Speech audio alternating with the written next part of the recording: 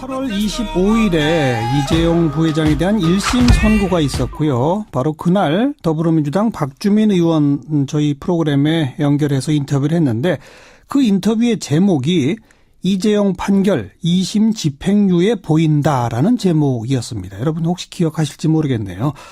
쪽집게처럼 예언을 한 셈이 돼버렸습니다. 더불어민주당의 박주민 의원 연결해 봅니다. 박 의원 안녕하세요. 예, 안녕하십니까. 이런 쪽집게 예언은 안 맞아도 되는데 이게 딱 들어맞았네요. 사실 저도 이런 우려가 있다라고 얘기를 하면서 최근 법원에 대해서 국민분들이 따갑게 쳐다보고 있기 때문에 이 예상이 그대로 실현되지는 않을 거다라는 기대도 있었는데 예. 이게 어떻게 된 게 진짜 이 우려대로 실현이 돼가지고 굉장히 당황스러운 상황입니다. 예. 작년 8월 25일 저랑 인터뷰할 때 네. 이 1심 법원이 여러 가지를 유죄로 인정하면서도 형량을 5년에 맞춘 것이 좀 뭔지 석연치 않다 뭐 이런 얘기를 하셨었잖아요. 네. 그리고 또 판결 선고문에 조금 좀 이렇게 2심에서 충분히 삼성 측 변호인들이 다툴 수 있는 소지를 많이 남겼다 뭐 이런 것 하셨는데 왜 네. 그때 2심에선 집행유예가 보인다라는 주장을 하셨는지 다시 한번 좀 되짚어 주시겠어요?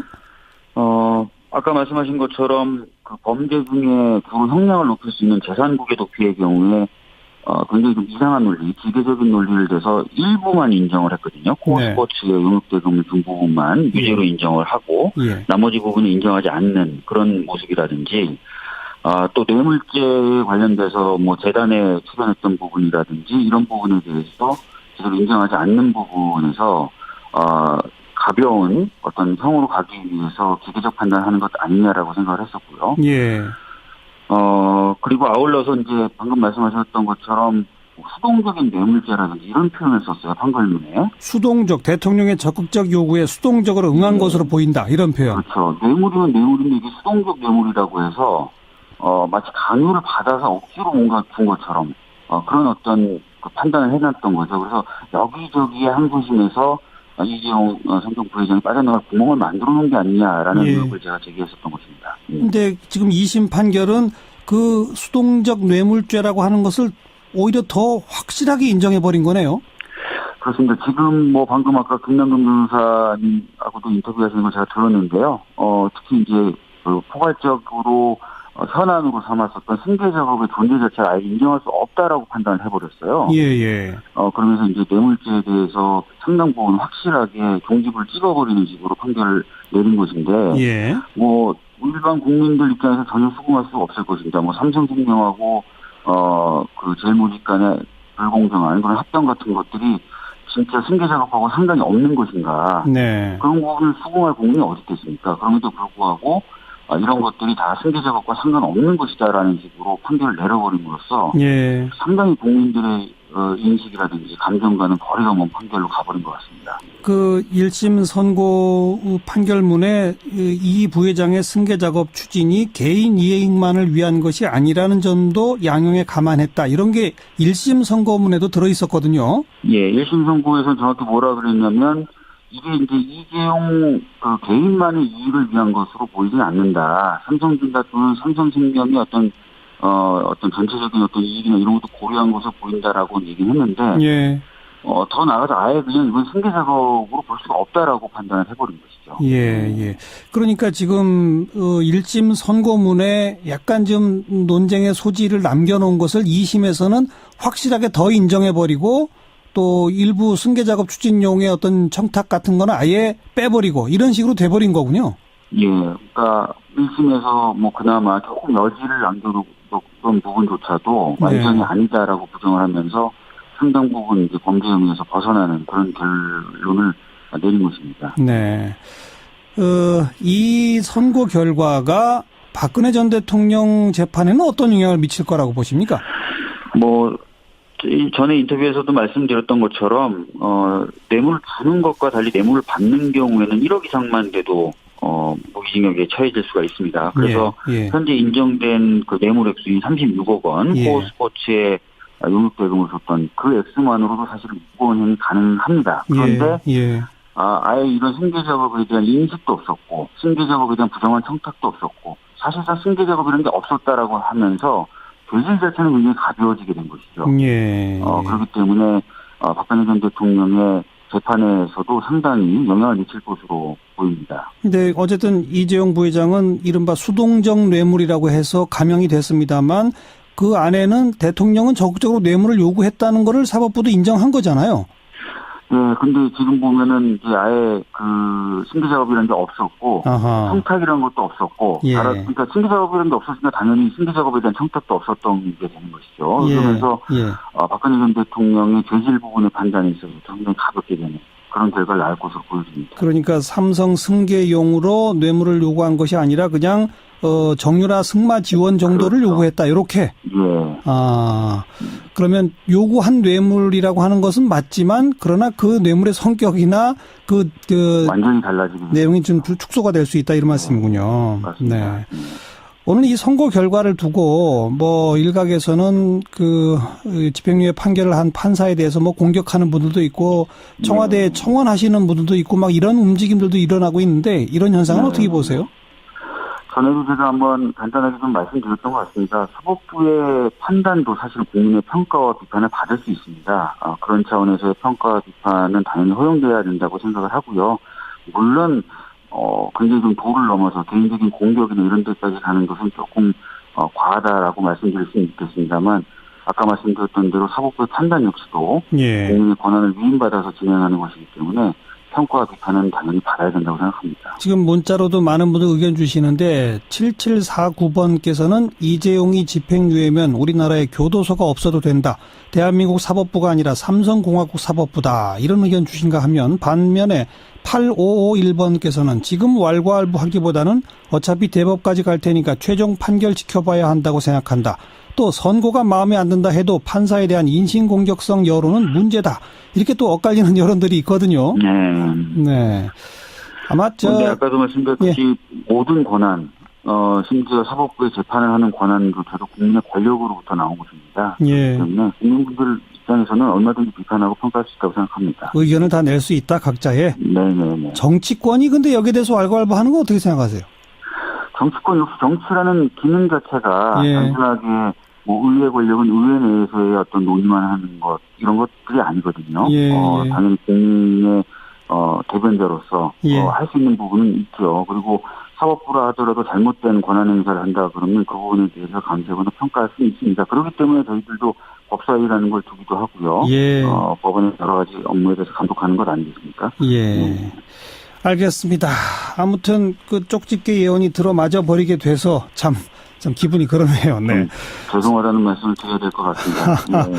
박주민 의원이 죄송할 문제는 아니죠, 사실. 네, 고맙습니다. 예, 감사합니다. 더불어민주당 박주민 의원이었습니다. 징역 12년 구형에 징역 5년 실형 선고. 네, 이재용 삼성전자 부회장에 대한 법원의 1심 선고 어떻게 봐야 할까요? 또 앞으로 박근혜 최순실 재판에 어떤 영향을 미치게 될까요? 국회 탄핵소추위원으로 활동했었죠. 변호사 출신의 더불어민주당 박주민 의원 연결합니다. 박 의원님 안녕하세요. 네, 안녕하십니까. 박주민입니다. 네, 오늘 선고에 대해서 우선 총평 한마디 해보신다면요.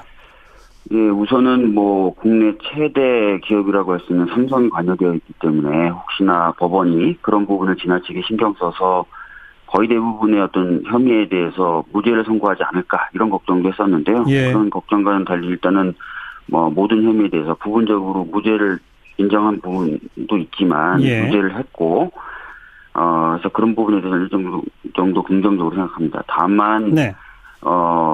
사실 양형을 높일 수 있는 요소들 그리고 특히 이제 꼭 인정돼야 된다고 생각했던 부분들에 대해서 좀 무죄가 선고되면서 양형 예. 자체가 약하게 나왔던 부분 이런 부분은 좀 아쉬운 점을 지적할 수 있을 것 같습니다. 네. 먼저 적용된 혐의가 5가지인데 그 가운데 뇌물 공여에 대해서 K스포츠 미르재단에 돈 낸 거는 그건 뇌물이 아니다. 하지만 네, 정유라 지원 또 동계스포츠 영재센터 지원 이런 것들은 다 뇌물이다. 이렇게 본 것에 대해서 어떻게 보세요? 사실은 이제 박근혜 전 대통령이 삼성이 경영권 승계 국면이다라는 것을 인식하고 있었다라고 이번 판결에서는 크게 인정을 하고 있어요. 그렇죠. 그리고 삼성도 경영권 승계라는 것이 굉장히 중요한 현안이다라는 것도 법원은 또 인정을 하고 있습니다. 예. 그렇게 큰 틀에서는 인정을 하면서도 어떠한 지원행위는 뇌물에 해당하고 어떠한 지원행위는 뇌물에 해당하지 않는다고 좀 판단을 한 것이 그렇죠. 논리적으로 제가 봤을 때는 좀 정합성이 떨어지는 것 같고요. 예. 그러다 보니까 이제 아까 말씀드렸던 것처럼 뭐 K스포츠나 미르 같은 경우에 이제 뇌물 액수가 굉장히 많지 않습니까? 예. 그런 부분들을 오히려 좀 무죄로 만들어주면서 양형을 좀 떨어뜨리려고 예. 약간 전체적인 논리 체계와 맞지 않는 예. 그런 판단한 것 아닌가라는 아쉬움이 좀 있습니다. 네. 이렇게도 볼 수 있지 않을까요? K스포츠와 미르재단은 삼성만 딱 돈을 낸 게 아니라 다른 모든 재벌 기업들이 돈을 내고 했으니까 이거는 삼성만 특혜를 받기 위해서 뇌물 냈다라고 보기는 좀 어렵다. 이런 시각으로 보진 않았을까요? 근데 아까 말씀드렸듯이 그 삼성이 경영권 승계 국면이라는 걸 인식하고 있었다는 것이죠. 예.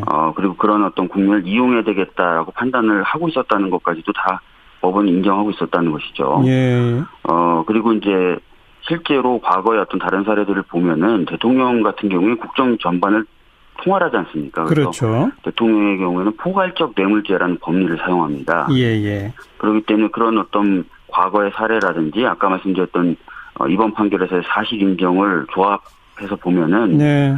삼성에게 이제 K스포츠나 미르에게 지원금을 내도록 한 거 이런 것도 사실은 뇌물죄로 충분히 볼 수 있는 부분이라는 것이죠. 예. 이건 아무튼 뭐 2심에서 다시 또 다투어지겠죠. 네. 그리고 어쨌든 부분적이지만 그 정유라 지원, 동계스포츠영재센터 지원 등등이 뇌물로 인정이 되니까 뭐 특가법이 적용이 되고 재산 국외 도피, 범죄 수익 은닉 규제 처벌, 국회 위증죄 이건 이제 자동으로 다 연결이 되는 거죠. 예, 사실상 연결이 되는 부분이어가지고 예. 줄줄이 이제 인정이 된 것으로 봐야 될 겁니다. 그런데 네. 사실은 이제 국외 재산 도피의 경우에 예. 그 액수가 50억을 넘으면은 예. 10년 이상의 징역에 처해지게 됩니다. 그래요. 그런데 이 부분에 있어서도 사실은 약간 좀 애매하게 예. 그 코어 스포츠로 송금한 부분만 예. 해외 재산 도피죄를 인정을 하고 예. 뒤에 있었던 그 삼성 승마단을 지원하기 위한 명목으로 부였다는 부분에 대해서는 예. 무죄를 선고해 줍니다. 그러면서 이제 5년이라는 시형을 받을 수 있도록 한 것인데요. 예. 제가 봤을 때도 이 부분도 좀 논리적으로 좀 부족한 것 아닌가라는 느낌이 들 수가 없습니다. 예. 네. 그리고 재판부가 이런 표현도 썼네요. 피고인들이 대통령에게 적극적으로 청탁하고 뇌물을 공유했다기보다 대통령의 적극적인 요구에 수동적으로 응한 것으로 보인다. 이건 무슨 뜻일까요? 그러니까 사실은 이제 재판부가 이 부분을 판단함에 있어서도 약간 자신 없어 한 것 아닌가? 아니면 약간의 탈출구를 열어준 것 아닌가라는 의심을 갖게 되는데요. 예. 예전부터 삼성은 계속해서 자신들이 이런 금전이라든지 이익을 제공한 것이 뇌물적 성격보다는 강요에 의한 것이다라고 주장을 해왔었습니다. 그랬죠. 그래서 이 문구만을 보면은 사실상 그 강요에 의해서 수동적으로 금품을 제공한 것이다라는 느낌을 지울 수가 없거든요. 네. 그래서 이 부분도 나름 삼성 쪽이 이제 항소심이라든지 상고심에 가서 다툴 수 있는 예. 여지를 좀 확보해 준 것 아닌가라는 느낌을 지우기가 좀 어렵습니다. 그리고 또 하나 이런 문장이 있습니다. 이 부회장의 승계 작업 추진이 개인 이익만을 위한 게 아니라는 점도 양형에 감안했다. 이건 또 무슨 말일까요? 그 부분이 그 부분도 역시 답답하죠. 그러니까 뇌물을 줬는데 뇌물을 줘서 이루려고 했던 게 경영권 승계라는 것입니다. 예. 경영권 승계라든지 이런 것이 어떻게 이재용한테만 이롭겠느냐. 삼성 전체한테도 이익이 될 만한 일이다라고 법원은 본 것이죠. 그런데 회사 돈을 가지고 특정한 어떤 개인이 회사에 대한 지배력을 강화하는 것을 과연 이것을 그러면은 그룹에도 이익이 될 수 있었다라는 식으로 판단하는 것이 맞느냐라는 생각이 들고요. 예. 아까 말씀드렸던 것처럼 사실 이 사건의 출발점은 이재용이라는 사람이 삼성에 대한 지배력을 강화하고자 하는 데서부터 출발했는데 네. 그런 부분에 대해서 좀 너무 약하게 판단한 것 아닌가라는 생각이 자꾸 든다는 것이죠. 그 판결문에 제가 조금 아까 읽은 이 부회장 승계 작업 추진이 개인 이익만을 위한 게 아니다라는 표현도 있지만 또 그 앞에는 청탁 대상이었던 승계로 인한 이익을 가장 많이 향유할 지위에 있고 범행 전반에 미친 영향이 가장 큰 사람은 이재용이다. 또 이런 표현도 있거든요. 그러니까 약간 계속해서 이게 이 사건의 출발점이 이재용이라는 사람의 어떤 삼성 전반에 대한 지배력 강화라는 걸 인정하면서도 예. 또 한편으로는 자꾸 여기저기 이제 빠져나갈 구멍들이 만들어져 있는 그런 판결문처럼 보인다는 것이죠. 예. 그럼 한마디로 말하면 이걸 무죄로 다 할 수는 없다. 유죄는 유죄인데 그러나 형량은 좀 낮춰야 되겠고 또 2심에 가서 변호인단이 좀 다툴 수 있는 여지도 좀 남겨야 되겠다. 이런 겁니까? 솔직히 말씀드리면 제가 받은 느낌은 좀 그렇습니다. 형량을 좀 낮추고 그다음에 이번에 아시다시피 장량 강경을 하지 않았습니다. 그냥 규정되어 있는 법정형과 처단형에서 가장 낮은 형을 선고한 거예요. 네. 그러면 항소심에서는 그것을 기반으로 해서 판단하면서 장량 강경이라는 걸 시도할 수가 있죠. 그게 뭐죠? 잔량 감경? 여러 가지 양형 사유를 감안해가지고 판사가 뭐 이 정도로 죄가 인정이 되지만 또 참작할 만한 사유가 있으니까 형은 이 정도만 선고한다라고 깎아주는 건데 네. 실질적으로 1심에서는 그 깎아주는 것을 거의 안 했다는 것이죠. 네. 안 했다는 것이죠. 근데 네. 그러면서도 여러 가지 고려할 요소들을 써놨어요. 방금 말씀하신 것처럼 뭐 수동적이다라든지 또 이익을 받은 사람이 단순하게 이재용이 아니다라든지 이런 얘기 써놨기 때문에 예. 이제 항소심에 가서 변호인단이 그런 부분을 집중적으로 공략을 하면은 예. 항소심 재판부가 그래 뭐 그런 거 고려해가지고 내가 조금 형을 떨어뜨려 줄게 하면은 이제 집행유예가 가능한 형 밑으로 떨어질 수도 있다는 것이죠. 아하. 1심 재판부가 2심 재판부가 집행유예 선고할 수 있는 빌미를 판결문에 남겨놨다? 그런 느낌을 아까도 말씀드렸지만 조금 저는 강하게 받고 있습니다. 예. 다음 변호인단은 바로 지금 요 대목들을 집중적으로 주장하게 되겠군요. 항소심에 가면. 실질적으로 이런 부분을 집중적으로 공략을 하려고 할 겁니다. 예. 네. 이게 이제 이재용 개인만의 이익을 위한 것으로 보이진 않는다. 삼성전자 또는 삼성생명이 어떤 전체적인 어떤 이익이나 이런 것도 고려한 것으로 보인다라고 얘기는 했는데, 예. 더 나아가서 아예 그냥 이건 승계 작업으로 볼 수가 없다라고 판단을 해버린 것이죠. 예. 그러니까 지금 1심 선고문에 약간 좀 논쟁의 소지를 남겨놓은 것을 2심에서는 확실하게 더 인정해버리고 또 일부 승계 작업 추진용의 어떤 청탁 같은 거는 아예 빼버리고 이런 식으로 돼버린 거군요. 예. 그러니까 1심에서 뭐 그나마 조금 여지를 남겨뒀던 부분조차도 완전히 아니다라고 부정을 하면서 상당 부분 이제 범죄 혐의에서 벗어나는 그런 결론을 내린 것입니다. 네. 이 선고 결과가 박근혜 전 대통령 재판에는 어떤 영향을 미칠 거라고 보십니까?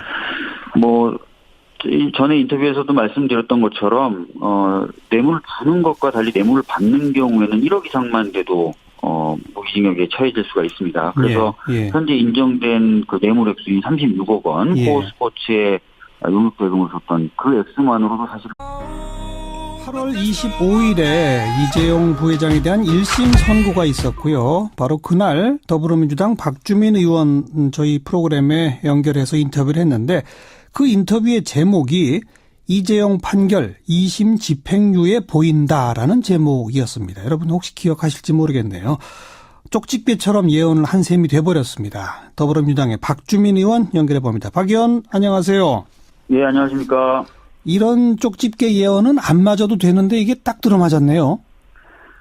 사실 뭐 저도 이런 우려가 있다라고 얘기를 하면서 최근 법원에 대해서 국민분들이 따갑게 쳐다보고 있기 때문에 이 예상이 그대로 실현되지는 않을 거다라는 기대도 있었는데 예. 이게 어떻게 된 게 진짜 이 우려대로 실현이 돼가지고 굉장히 당황스러운 상황입니다. 예. 작년 8월 25일 저랑 인터뷰할 때 이 1심 법원이 여러 가지를 유죄로 인정하면서도 형량을 5년에 맞춘 것이 좀 뭔지 석연치 않다 뭐 이런 얘기를 하셨었잖아요. 네. 그리고 또 그 판결 선고문에 의혹을 제가 제기했었던 것입니다. 근데 지금 2심 판결은 그 수동적 뇌물죄라고 하는 것을 오히려 더 확실하게 인정해버린 거네요. 그렇습니다. 지금 뭐 방금 아까 김남근 변호사님하고도 인터뷰하시는 걸 제가 들었는데요. 특히 이제 그 포괄적으로 현안으로 삼았었던 승계 작업의 존재 자체를 아예 인정할 수 없다라고 판단을 해버렸어요. 예.